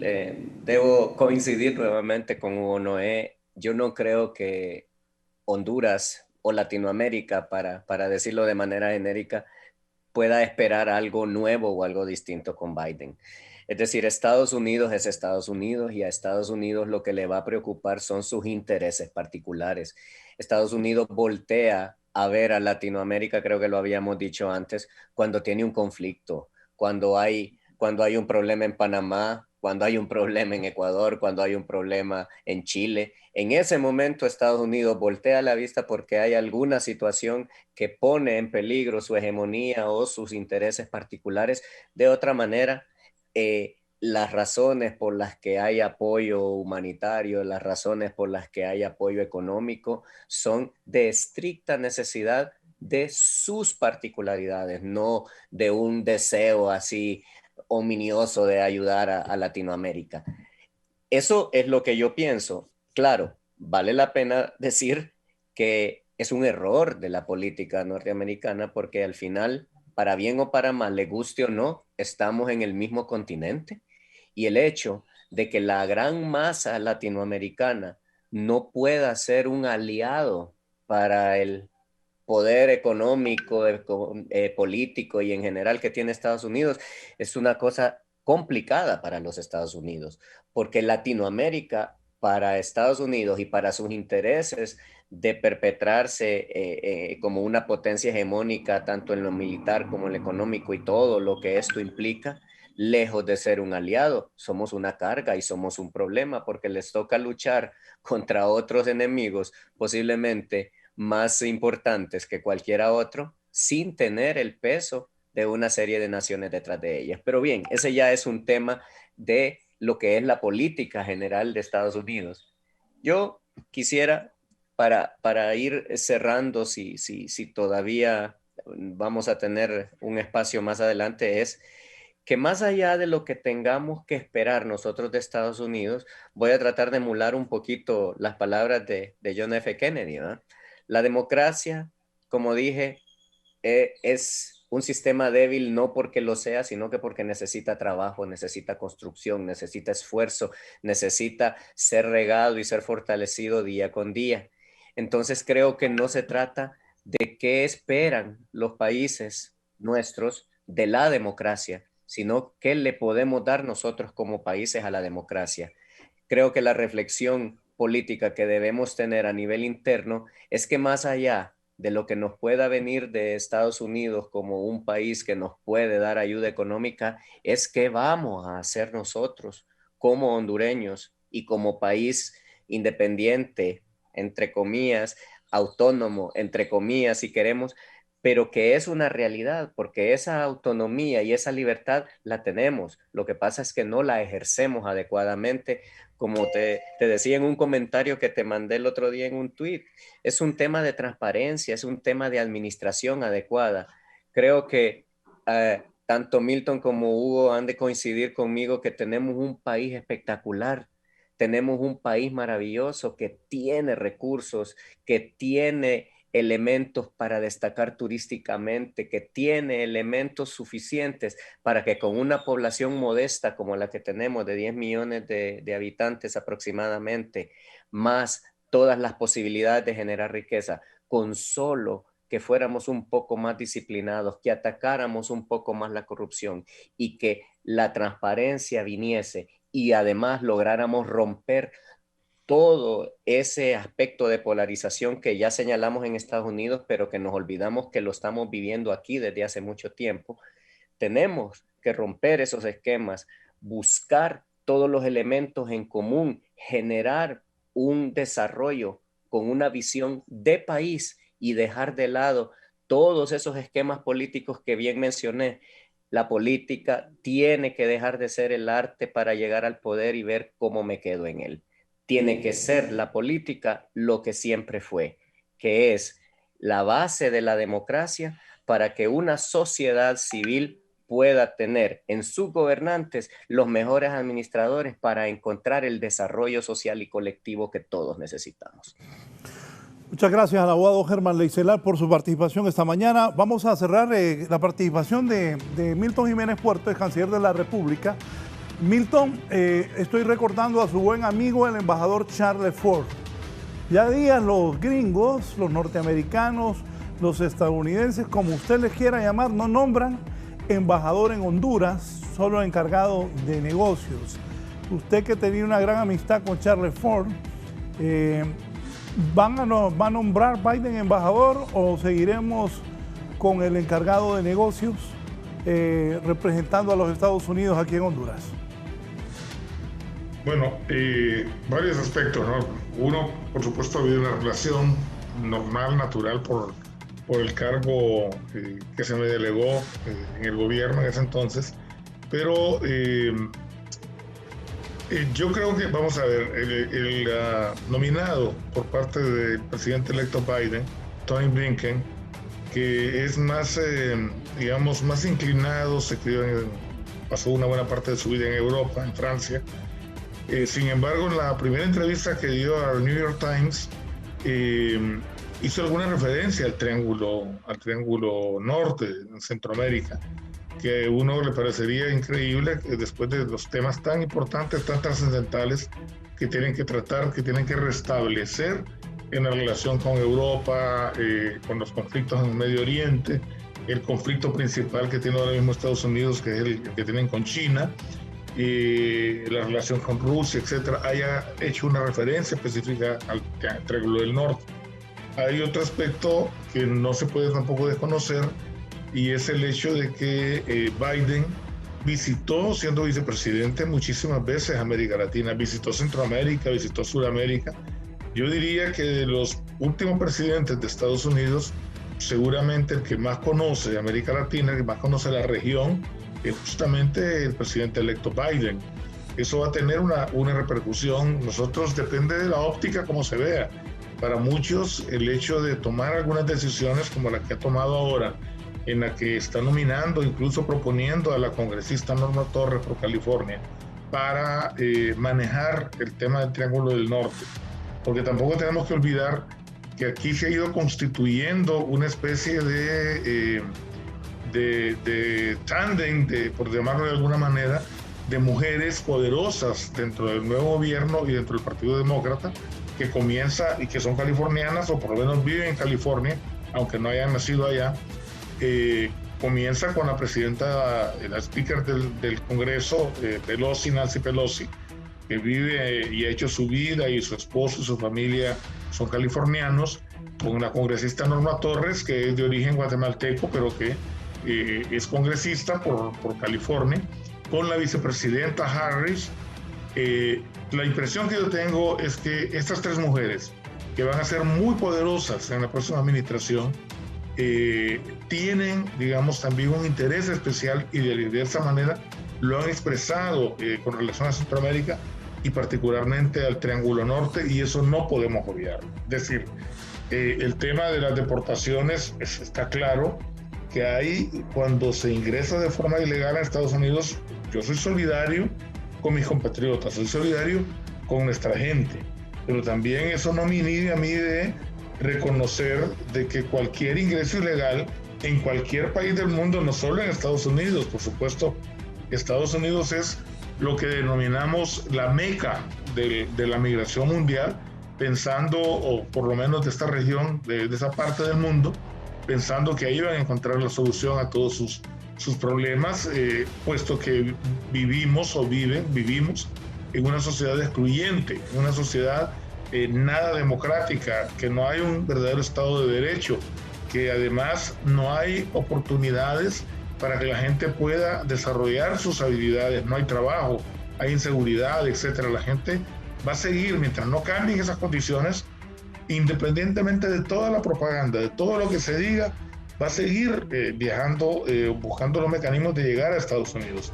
Sin embargo, tampoco podemos desconocer de que, por ejemplo, con relación al DACA, más allá de que ya un juez federal paró la decisión que había tomado, administrativa que había tomado la administración Trump sobre el tema este de los Dreamers, ya Biden se pronunció antes, se pronunció siendo candidato, se pronunció siendo presidente electo, y eso tampoco podemos desconocerlo. Yo no estoy pensando tampoco con optimismo, ni mucho menos Estados Unidos tiene su política exterior y no la van a modificar sustancialmente, pero de que va a haber una lucha frontal contra la corrupción, porque ellos han hecho una ecuación bastante sencilla, es decir, gran parte de la pobreza de esta región, gran parte de la situación terrible que vive la población hondureña o salvadoreña o guatemalteca, y particularmente la migración, se debe a que buena parte de los recursos que vienen tanto de la parte productiva de cada uno de estos países como de la cooperación internacional, como del financiamiento de los organismos financieros, de la banca privada o de la banca multilateral, se desvía por actos de corrupción. Y han habido incluso cifras que Hugo seguro las conoce mejor que yo, que son como fundamentales en el tema de la corrupción. Y yo mismo, por ejemplo, en algún momento he propuesto que todo el tema de la ayuda, que todo el tema del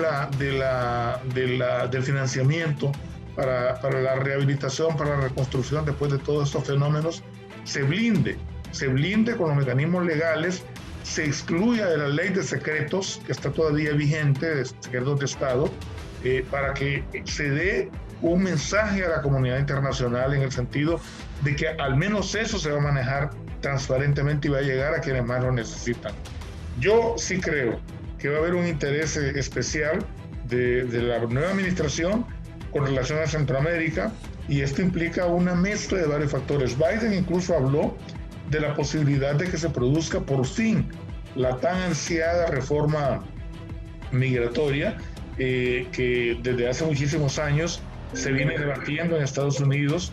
Incluso han habido iniciativas bipartidistas como la de McCain y la de John McCain y de Ted Kennedy, ambos ya fallecidos y que fueron líderes muy reconocidos en Estados Unidos.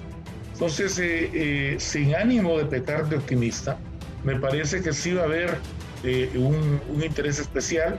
El anuncio que hizo el mismo presidente electo de establecer una especie de oficina de OFAC en estos países para hacer una especie de certificación con relación al comportamiento, yo creo que eso ya va dando más o menos un indicio. No podemos estar 100% seguros, creo, coincido con Hugo, de que no es únicamente el hecho de a quién se selecciona como próximo o se nomina como próximo secretario de Estado, sino el resto del staff que va a estar manejando, y particularmente el subsecretario para Asuntos Hemisféricos, el de Asuntos, ¿cómo se llama?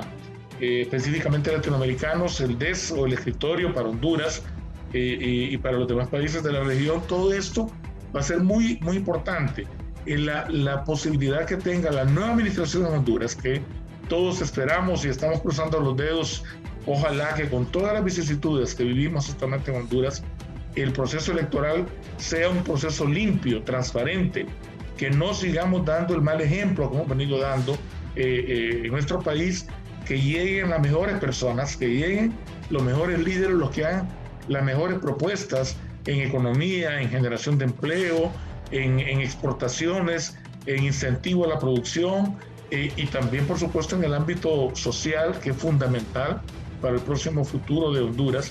Todo esto va a estar interrelacionado con la política de Estados Unidos en la nueva administración. Es decir, no es solamente que tenemos que quedarnos de brazos cruzados esperando lo que haga la administración Biden con Honduras o con Centroamérica.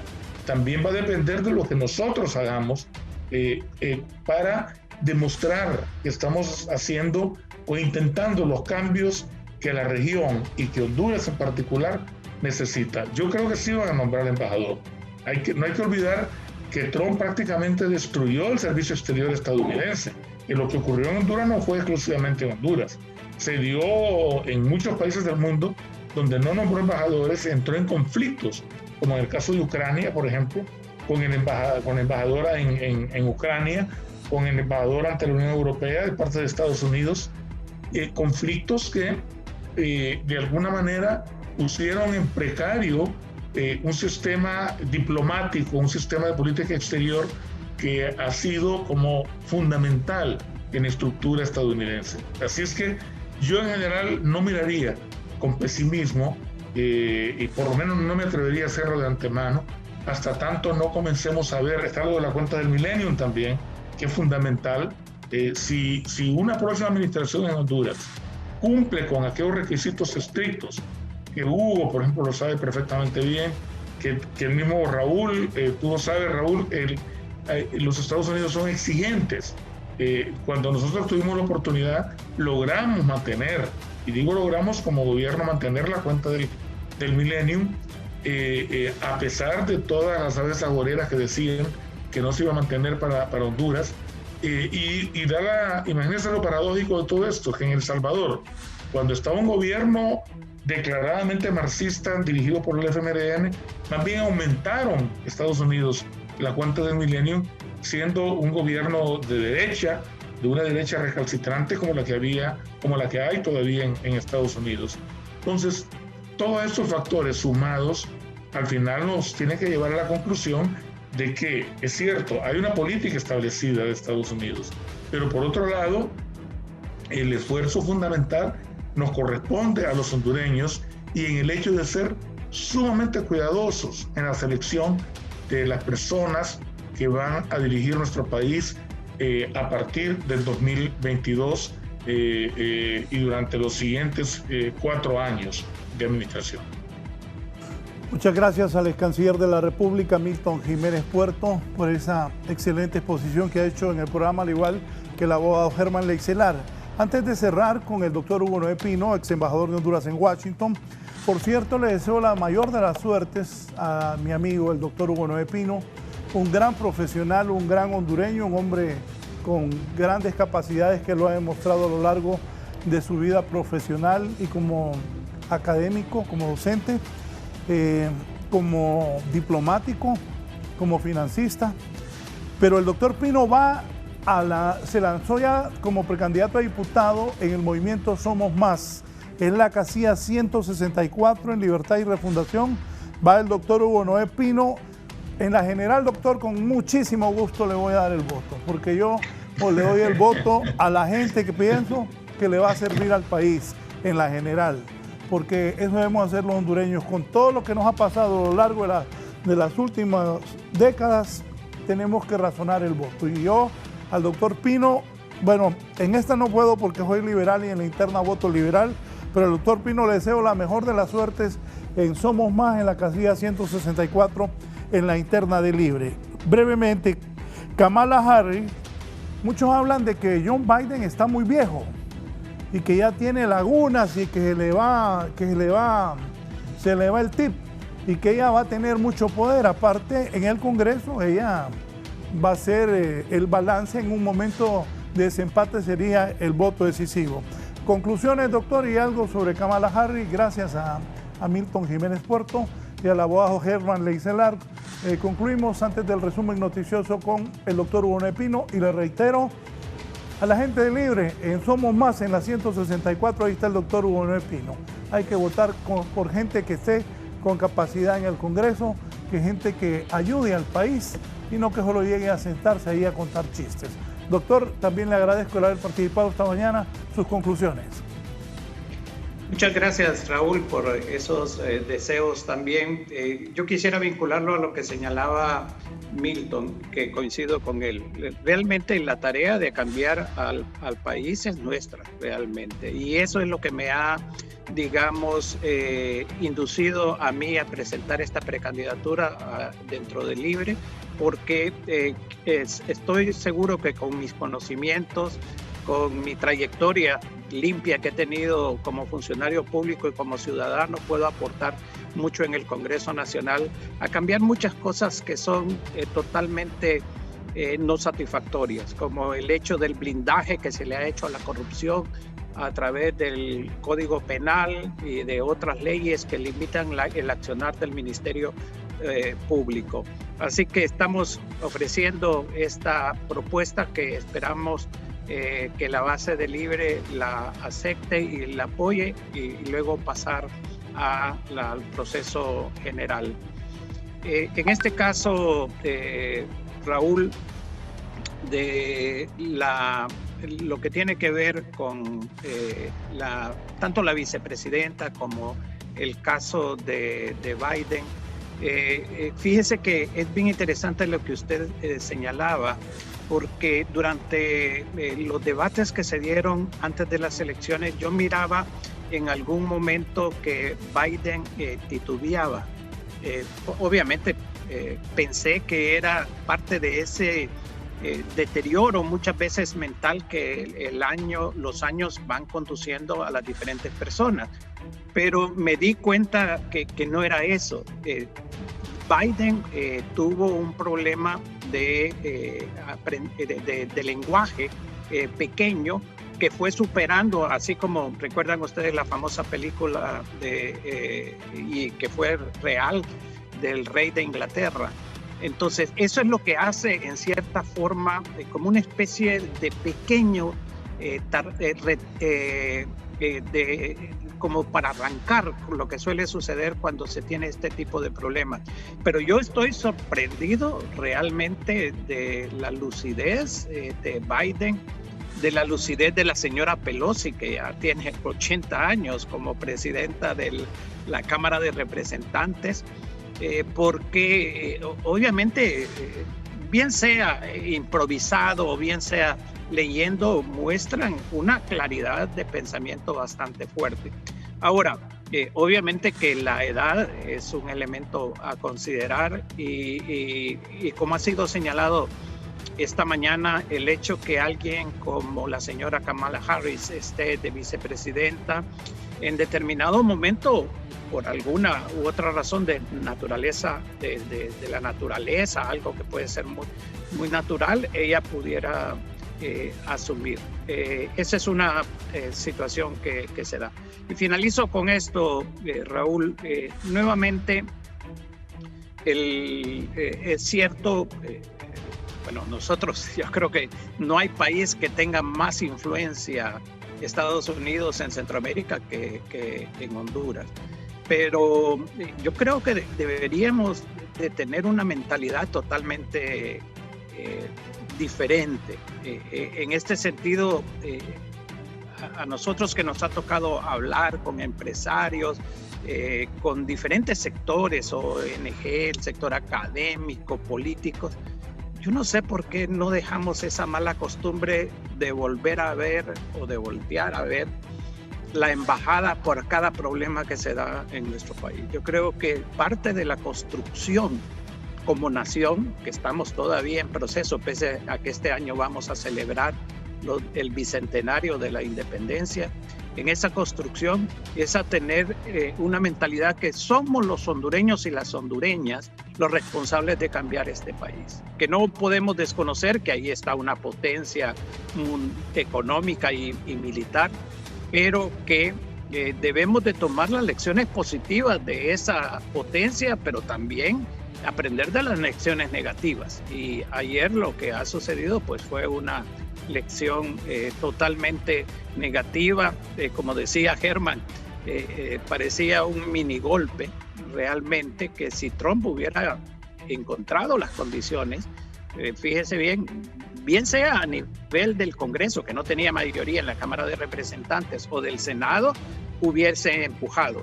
No dejen de olvidar de que los ministros de Defensa, en cuenta Dick Cheney, anteriormente hicieron una carta pidiéndole al ejército que no se involucrara en este tipo de cosas, o sea, que habían amenazas reales. Pero el punto final, Raúl, somos los hondureños y las hondureñas las que tenemos la necesidad de construir una verdadera democracia en nuestro país, y por eso debemos luchar. Gracias al ex embajador de Honduras en Washington, el doctor Hugo Noé Pino. Le deseamos suerte en la elección interna al doctor Pino. Él va en el movimiento Somos Más en las casillas 164 en las elecciones internas de Libertad y Refundación. Gracias también a Germán Leicelar, abogado, y al ex canciller Milton Jiménez Puerto por su participación. Voy a un rápido resumen de noticias que han ocurrido en las últimas horas en el país.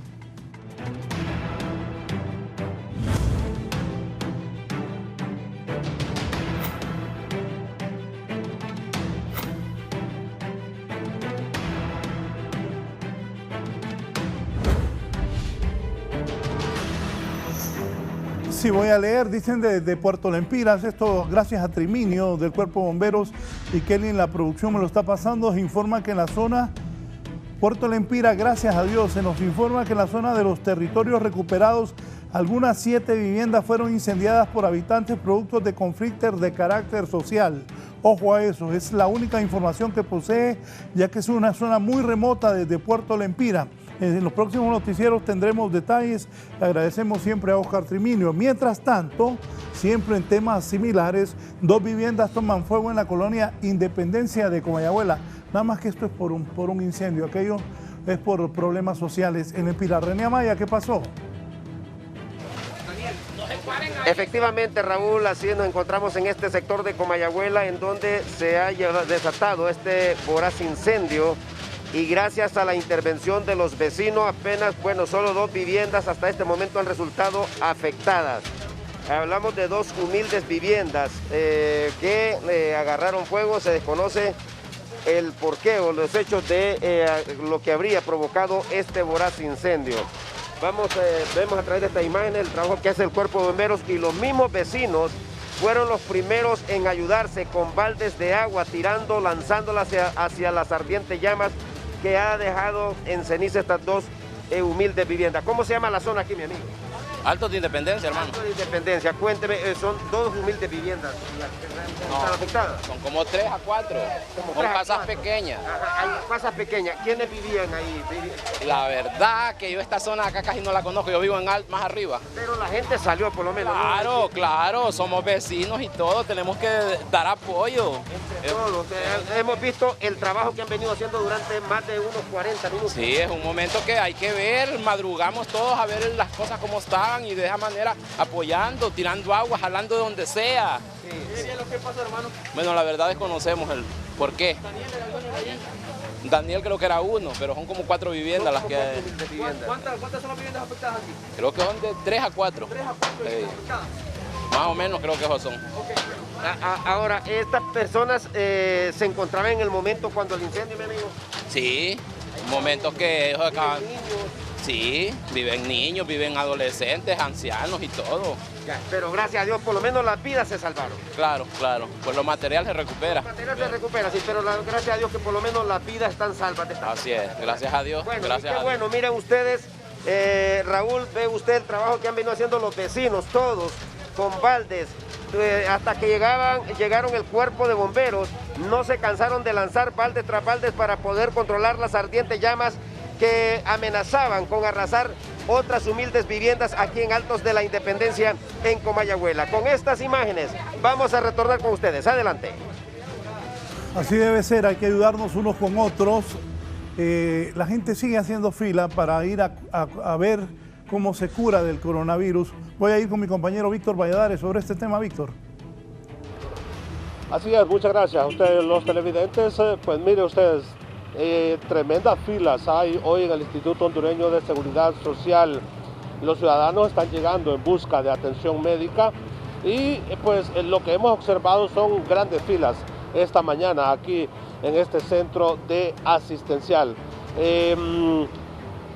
La cuestión aquí es que hay hace unos instantes habían dos filas bastante largas y a veces los ciudadanos tienen algunos problemas para identificar qué tipo de atención o hacia dónde dirigirse. Vamos a platicar con caballero. Buenos días. Buenos días, joven. Largas filas hoy para llegar al Seguro Social. Sí. ¿Les han orientado cuál es la fila correcta? Sí, sí los han orientado. Ahora, hemos visto que no hay mucho distanciamiento. No hay mucho. En eso sí no hay control. Sí. ¿Desde qué horas está usted aquí? No, vine como a las 6. Sí. Sí. ¿Y su nombre es? Ingrid Huete. Tremendas filas para poder... Tremendas filas, sí. ¿Desde qué hora vino aquí al seguro? Desde las 5 de la mañana. Sí. Debería de haber un mejor tipo de atención. Exactamente, una mejor atención, ¿verdad? Sí. ¿Su nombre es? Adela Ordóñez. Gracias. Caballero, tremendas filas tienen que hacer para... Buenos días, sí, así es. Venimos a consulta general, ¿no? Sí, debería de estar mejor organizado. Sí, claro que sí. Sí, pero a veces las situaciones que se dan no son las correctas. Sí. Bueno, y aquí la cuestión es que aparte de eso aporta el ciudadano y no se le da la atención que se merece. Así es. Lastimosamente vivimos en Honduras y ahí es. Sí, gracias. Bueno, así está la situación aquí en el Instituto Hondureño de Seguridad Social. Las imágenes son más que evidentes con estas largas filas y pues como han dicho los derechohabientes, no hay un orden adecuado para poder llegar al objetivo final, que es ya sea obtener una cita o la atención médica. De esta forma yo regreso con usted al sede principal. Bueno, esa es la historia de los hospitales en Honduras, sea seguros sociales, los hospitales públicos, esa es la historia del país. Aquí en Tegucigalpa sigue siendo uno de los principales focos de contaminación. Yo en las últimas horas me hice esa prueba del hisopado, gracias a Dios estoy bien, pero porque si hablo todos los días de eso, entonces me fui a hacer la prueba porque los contagios están en aumento. Cuéntenos, Gisela Calix, aquí en Tegucigalpa, ¿cómo estamos con el coronavirus?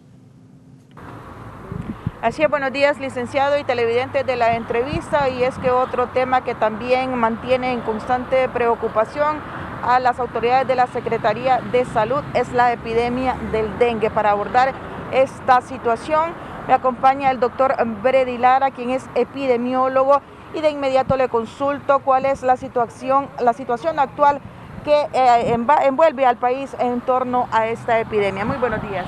Buenos días, es un placer estar con ustedes. Con el dengue hemos tenido 2 años bastante críticos, el año 2019, al igual que el 2020, que se está cerrando pues aproximadamente con 25.300 casos. Actualmente se están notificando alrededor de los 180 a 200 casos por semana. Nos falta sumar los últimos datos de la última semana, que incluye desde el 27 de diciembre al 2 de enero, para tener los datos que probablemente entre hoy y mañana ya esos informes van a estar disponibles. Sigue una importante transmisión aquí en el Distrito Central, que es la que más está notificando casos, además del Departamento del Paraíso. Y nos preocupa altamente porque toda la zona afectada por las tormentas Iota y Eta, que es el Valle de Sula, el litoral atlántico, normalmente en estos meses que los efectos de los frentes fríos hacen más mella en esta zona, siempre incrementa el número de casos.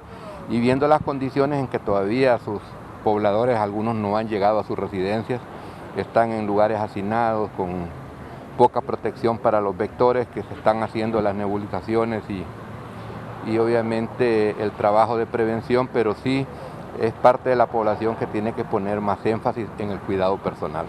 Bien, muchas gracias. El doctor Brady Lara, quien daba estos consejos en cuanto a la epidemia del dengue y que la ciudadanía tome las medidas de precaución necesarias para evitar muertes por esta causa que de no atenderse a tiempo también se complica. Licenciado, con este reporte vuelvo con usted al estudio principal de la entrevista. Buenos días.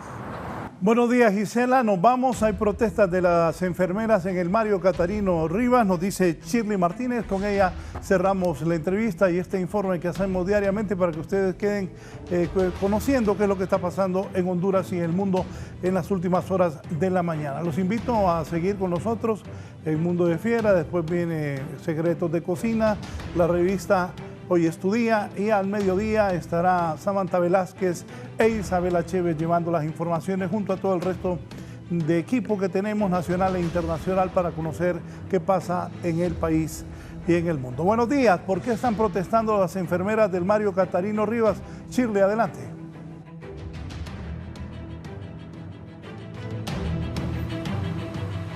Buenos días, licenciado Raúl Valladares. En el foro La Entrevista me acompaña el presidente regional de la ANEA con respecto a que se está realizando ya una protesta en el hospital Mario Catarino Rivas, pero que sea él el que nos amplíe a qué se debe. Buenos días.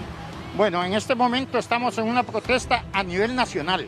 En todos los hospitales estamos en una protesta porque Dios sabe que nosotros hemos cumplido. Dios sabe que muchas de nuestras compañeras han ofrendado su vida al servicio del paciente. Hoy, humildemente, lo que pedimos es que nos cumplan con el decreto 2720, porque no es correcto que a estas alturas no nos estén cumpliendo y nos estén negando ese derecho a unas compañeras que ya lo tienen ganado. Este trata de que se les iba a dar la permanencia. Correcto, se trata de que trabajaran y se les iba a dar el acuerdo por permanencia. Pero no solo ha trabajado el personal que está en COVID, ha trabajado el personal que se ha contaminado con pacientes COVID. La primera compañera que se nos muere aquí es una compañera de labor y parto, y así en otras salas. Entonces no es justo. Las compañeras, hasta los familiares, se han contagiado y no es correcto que a estas alturas no se les cumpla. Gracias. Bien, don Luis Cerrato, presidente regional de la ANEA, con respecto a que ellos están exigiendo que se cumpla el contrato permanente tal y como se los habían estipulado en el decreto 47-2020. De momento, es lo que se desprende de la ciudad industrial. Buenos días.